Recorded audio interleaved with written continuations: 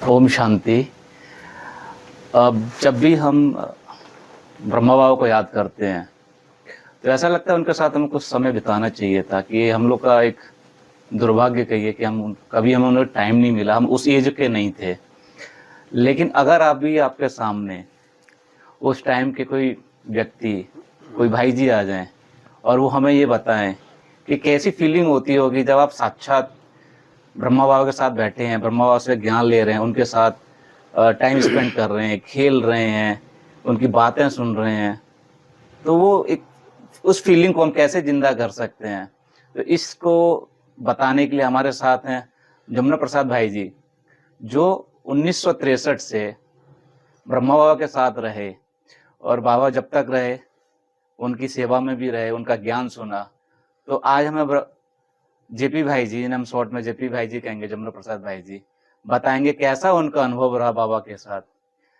भाई जी, ओम शांति। ओम शांति। ओम शांति।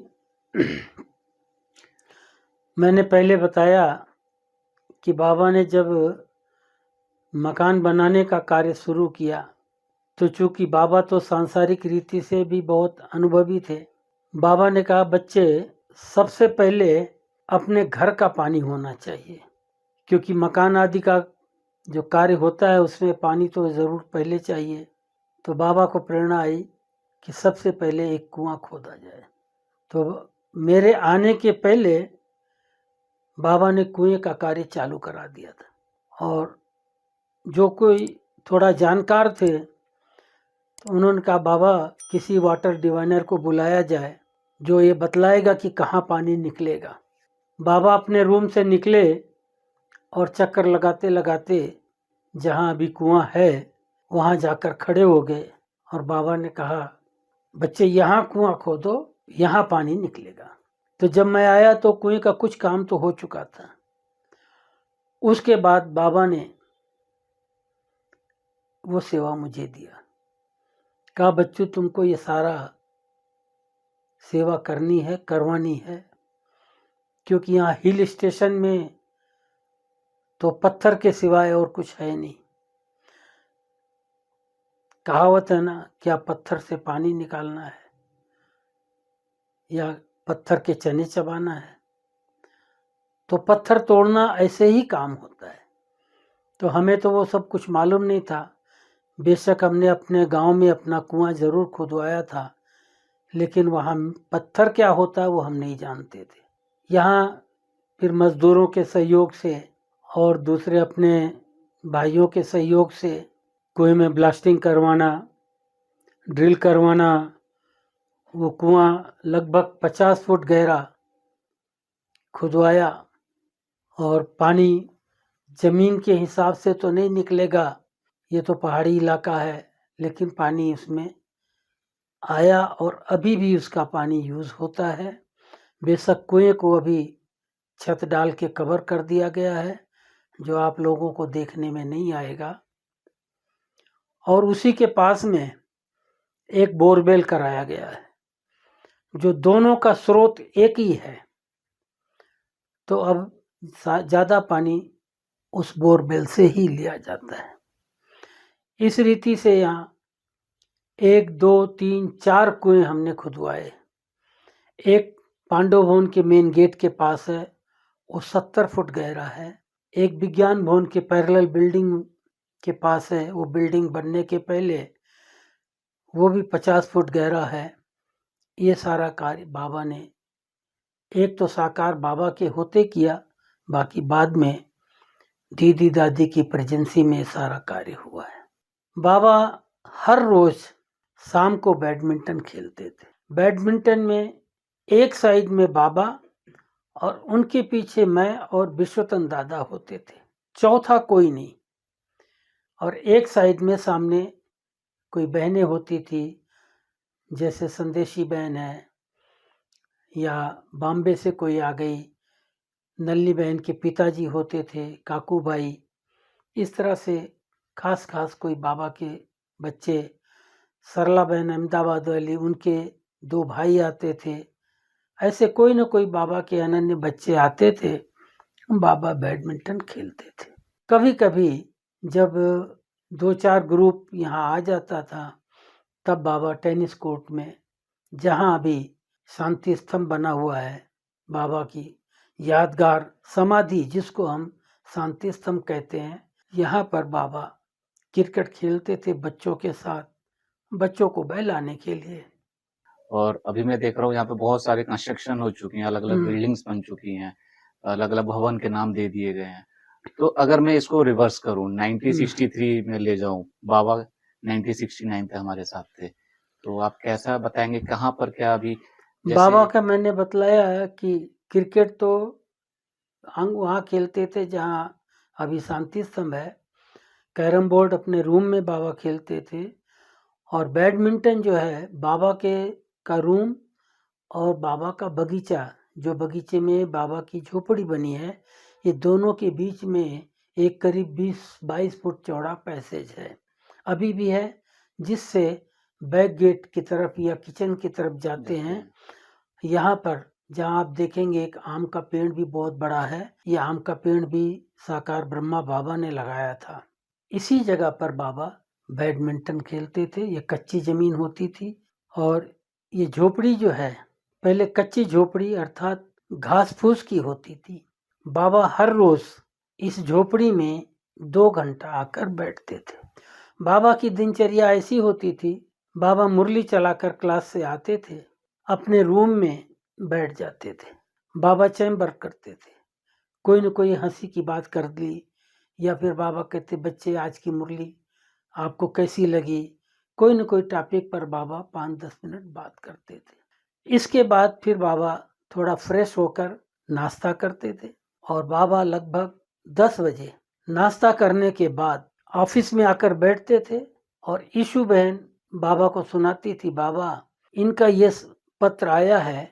तो बाबा देखते थे कि इसेंशियल है, तो उसी समय बाबा उसका जवाब लिखते थे, और उसके बाद बाबा 11 बजे झोपड़ी में आके बगीचे में बैठते थे। पहले झोपड़ी घास फूस की होती थी, फर्श नीचे कच्चा होता था, सप्ताह में एक बार गोबर से उसकी लिपाई होती थी, और वहाँ पर किसी भाई बहन को खास पर्सनल मिलना है तो झोपड़ी में बैठ के बाबा से वो मिल लेते थे।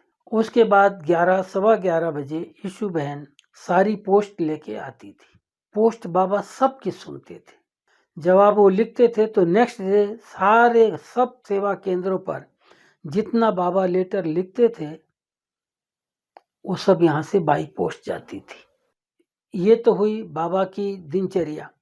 बाकी बाबा बीच में टाइम निकाल करके दिन में 1:30 बजे 2 बजे, कभी भोजन के बाद 3 साढ़े 3 के करीब बाहर आते थे। ऐसे तो बाबा टाइम टू टाइम आते ही रहते थे। जो मकान आदि का कारोबार चलता था कंस्ट्रक्शन का, उस साइड भी बाबा एक बार तो रोज आना जरूर देखते थे। भाई जी अभी हम देख रहे हैं पांडवन में बैठे हैं, भी सब कुछ पक्का है। और हम बात कर रहे हैं आपके 1963 की जब आप आए थे, तब कुछ कच्चा था। तो अभी आपको अच्छा लगता है, या उस टाइम की यादें आपको बहुत अच्छी लगती हैं, या बाबा के साथ ऐसा लगता हो कि ऐसा मैं है, एक अच्छा जीवन जी रहा हूँ? ये समय जो है वो परिवर्तनशील होता है, दिनचर्या परिवर्तनशील होती है। जैसे सुबह से दिन, दिन से रात, रात से फिर सुबह होती है, ऐसे हर एक कार्य व्यवहार, हर एक संबंध संपर्क सब परिवर्तनशील होता है।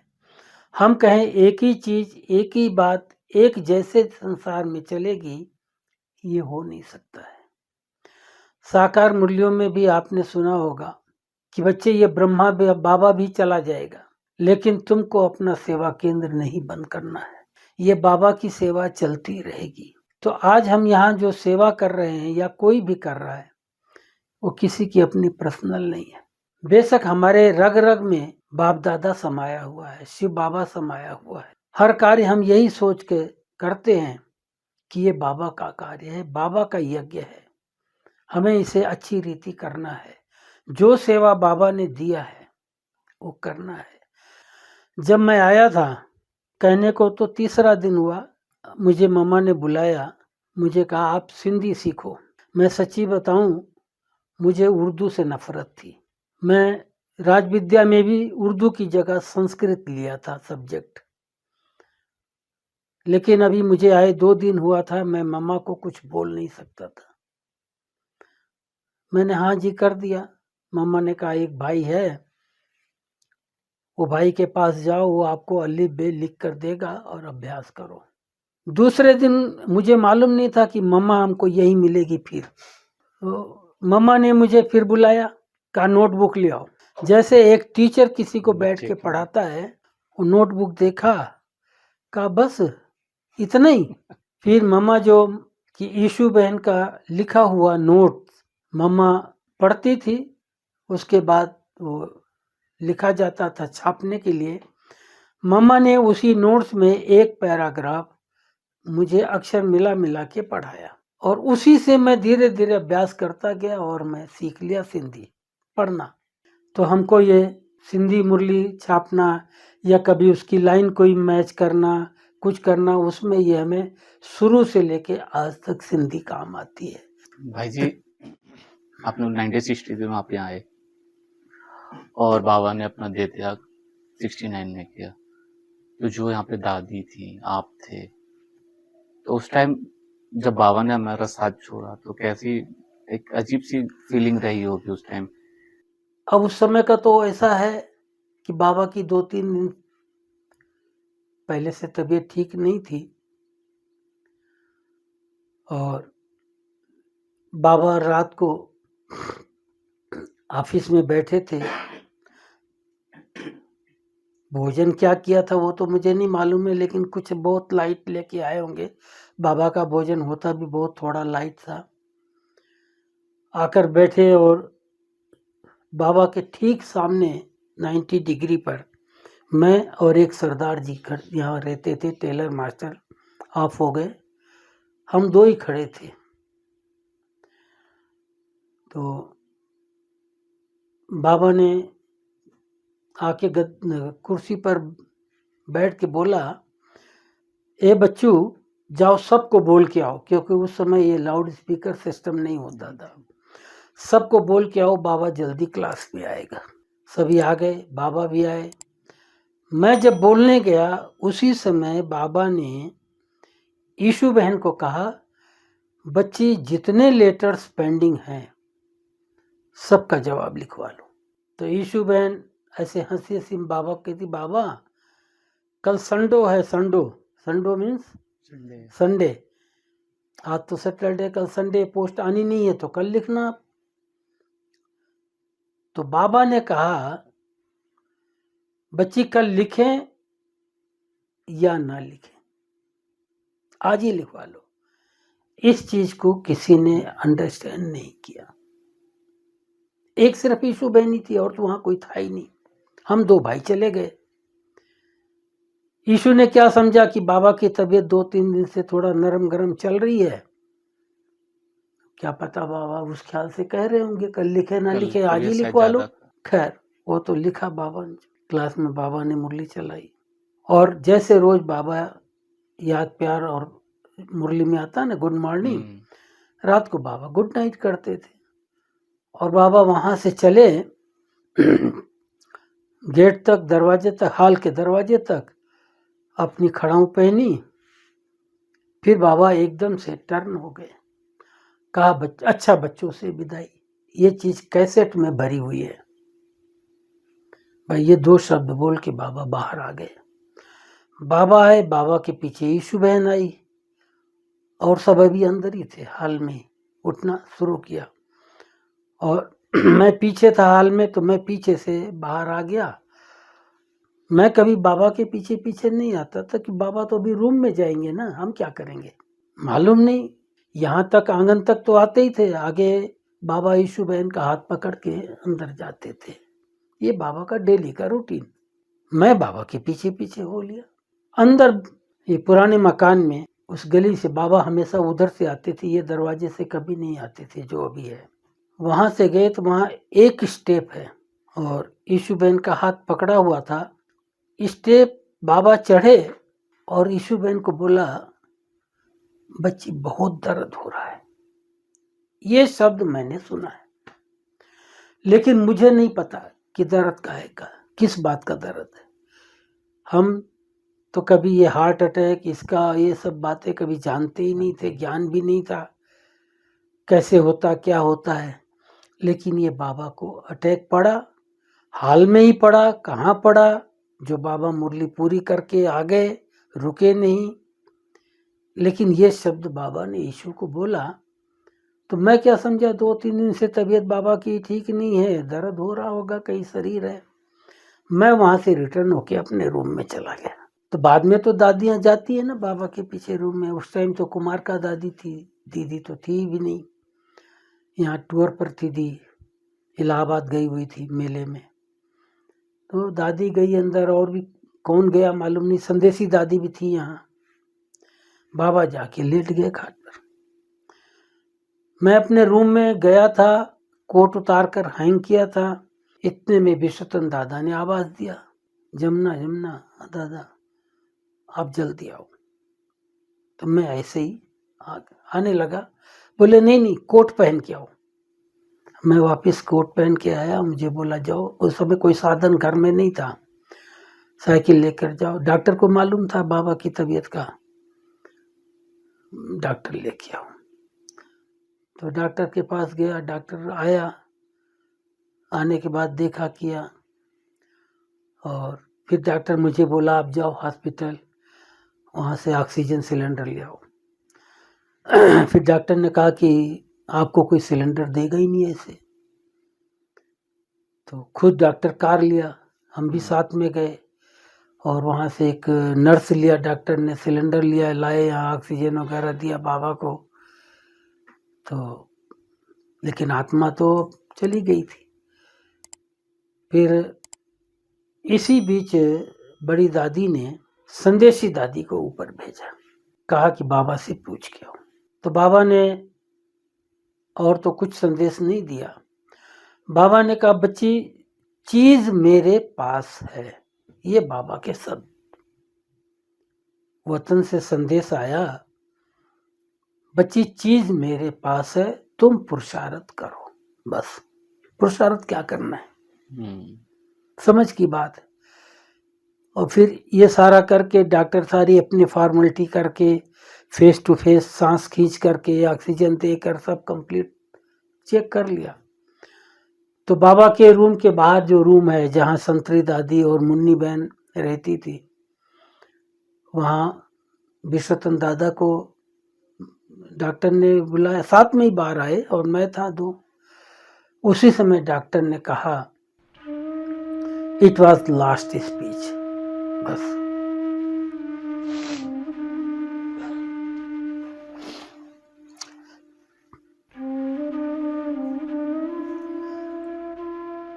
ये मतलब डॉक्टर के आखिरी बोल थे।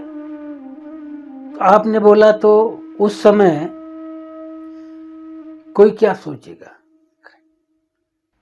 किसकी कोई बुद्धि चलती नहीं, अभी करें क्या, क्या सोचना है, क्या करना है। फिर तो ये सभी लग गए सब तरफ, मैं क्योंकि टेलीफोन वगैरह तो उस समय बहुत पुअर सर्विस थी, समझा। और एक ही टेलीफोन होता था, लैंडलाइन का स्टडी सिस्टम होता नहीं था, सब जगह टेलीग्राम करना, रात भर टेलीग्राम गया।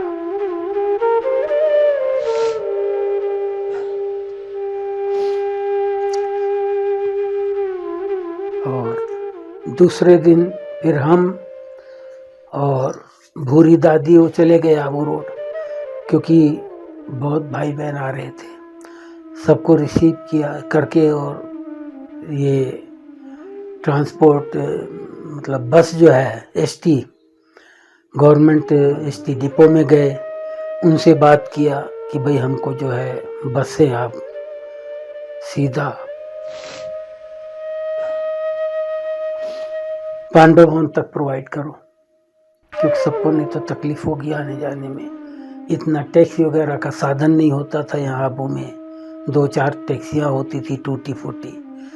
तो उन्होंने प्रोवाइड किया। यहाँ बसें डायरेक्ट आती जाती रही। और फिर 2 दिन के बाद तो बाबा का जो है 21 जनवरी को संस्कार हुआ। उसके एक दिन पहले, मुझे जहाँ तक ख्याल है 20 तारीख को बाबा को भोग लगाया गया, लेकिन बाबा ने भोग स्वीकार नहीं किया। बाबा ने कहा नहीं, जब तक अर्थी रखी है और बच्चों ने नहीं भोग स्वीकार किया है, तब तक बाबा कैसे खाएगा। फिर तो बाबा का संस्कार हुआ। और ये हमारे जगदीश भाई की बुद्धि बहुत चलती थी। जो जगदीश भाई दिल्ली वाले थे ना, ये उनकी ही बुद्धि चली कि बाबा का ये यादगार बनाया जाए यहाँ। अब यादगार तो तभी बनता है जब वहाँ संस्कार हो, वही समाधि बनती है। फिर एसपीओ कलेक्टर से परमिशन लेकर के ऑफिशियली बाबा का यहाँ संस्कार हुआ। और फिर उसके बाद यहाँ ये बाबा की समाधि तैयार हुई, जिसको शांति स्तंभ के नाम से। शांति स्तंभ इसलिए हम लोग कहते हैं क्योंकि समाधि शब्द एक दुनियावी शब्द है। हालांकि सारी दुनिया में ये समाधि शब्द से ही फेमस है, समझा। अभी भी कोई आते हैं नए, एक दिन एक भाई किसी को बता रहा था, तो उसके मुख से निकला कि ये समाधि है। आप कहेंगे ये टावर ऑफ पीस है, वो क्या समझे व्हाट इज टावर। इसलिए हम उनको कहते हैं पहले ये समाधि बाबा की, जिसको हम टावर ऑफ पीस या शांति स्तंभ कहते हैं। इस रीति से तो हमारी भाषा भी और दुनिया की भाषा भी वो लोग समझ जाएंगे। ओम शांति।